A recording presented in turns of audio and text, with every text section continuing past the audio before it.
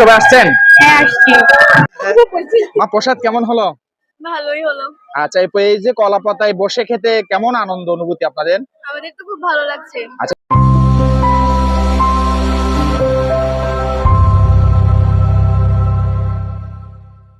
ঋষি মহাযোগী সাধুগণ অবতীর্ণ হন মানুষের কল্যাণে, তেমনই একজন মহাযোগী এখানে অবতীর্ণ হয়েছেন চট্টগ্রাম হাটহাজারী এনায়েতপুর প্রাঙ্গণে।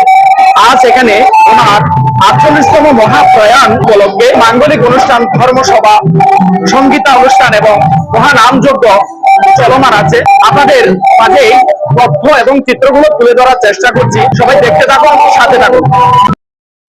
মহাযোগী শ্রী শ্রী বজেন্দ্র সাধুর ৪৮তম মহাপ্রয়াণ দিবস উপলক্ষে ৪ দিন ব্যাপী ধর্মীয় সভা, সঙ্গীতাঞ্জলি ও ষোড়শপ্রহর ব্যাপী মহানামযজ্ঞ অনুষ্ঠান অনুষ্ঠিত হয়। মহাযোগী বজেন্দ্র সাধুকে নিয়ে কিছু তথ্য আমাদের। আসলে আমি তো তখন অনেক ছোট ছিলাম, আমার বয়স তখন ৬ মাসের অধিক হবে। তখন আমার মা উনার কাছে নিয়ে গেছিলেন, উনি আমাকে কোলে নিয়েছিলেন, মানে আমাকে আশীর্বাদ করছেন। সেই আশীর্বাদটা আসলে আমার জীবনে অনেক কাজে লেগেছে, এখনো পর্যন্ত উনার কাজের সাথে জড়িত আছি।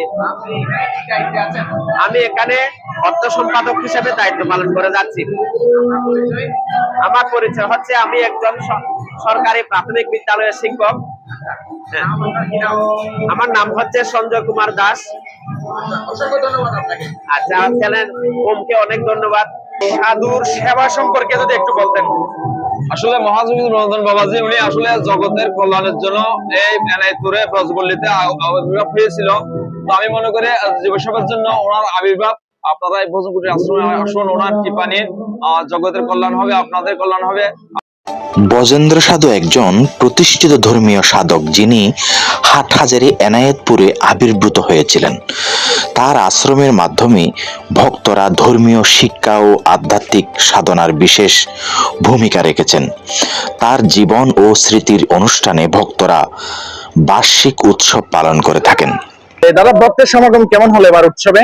আমাদের উৎসবে প্রায় 3 দিন মিলে আমাদের 50,000-এর উপরে হবে। আচ্ছা, অন্যান্য বছরের চাইতেও কি এবছর অনেক বেশি, অনেক বেশি।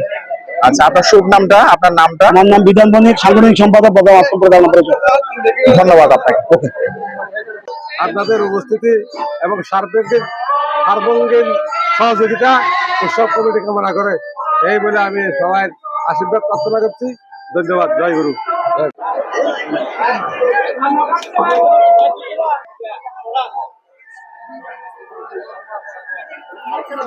প্রসাদ কেমন হলো মা? ভালো হয়েছে অনেক। আচ্ছা, প্রতি বছর আসা হয়? হ্যাঁ, আমি 4-5 বছর ধরে আসছি। তাহলে তো একনিষ্ঠ ভক্ত বললেই চলে। মা, আপনারও বাড়ি এখানে? আচ্ছা, তো প্রসাদ কেমন হলো? প্রসাদ বরাবরের মতো খুব ভালো। আচ্ছা আচ্ছা, তো আপনার নাম কি মা? আমার নাম অহনা বণিক। আচ্ছা, ধন্যবাদ আপনাকে। প্রসাদ কেমন হয়েছে মা? ভালো। কলা পাতায় বসে খেতে কি খুব আনন্দ লাগে না? হ্যাঁ, কষ্ট হলে অনেক আনন্দ এখানে। আচ্ছা আচ্ছা, ঠিক আছে। বজেন্দ্র সাধুর উৎসবটা এবার কেমন করে পরিচালনা হচ্ছে? ব্রজেন্দ্র সাধু বাবাজির ৪৮তম মহাপ্রয়াণ দিবস উদযাপন উপলক্ষে ৪ দিন ব্যাপী মহা সমারোহে আজকে ৩য় দিন এবং আগামী দিন উৎসব সম্পূর্ণ হবে। এই ৪ দিন ব্যাপী মহাযজ্ঞে মহা অনুষ্ঠানে প্রায় ৬০,০০০ ভক্তবৃন্দের বিভিন্ন দূর দূরান্ত থেকে ভক্তবৃন্দরা আসছে। আমাদের স্বেচ্ছাসেবক বাহিনী এবং পরিচালনা পরিষদের সকল কর্মকর্তারা দিন রাত এই উৎসব উপলক্ষে দিন রাত পরিশ্রম করে যাচ্ছেন এবং সবাইকে ধন্যবাদ জানাচ্ছি। উৎসবে আসেন পরিবার নিয়ে? প্রতি বছরের নিয়ে আসা হয়? এই বছরের আপনার অনুভূতিটা একটু প্রকাশ করবেন?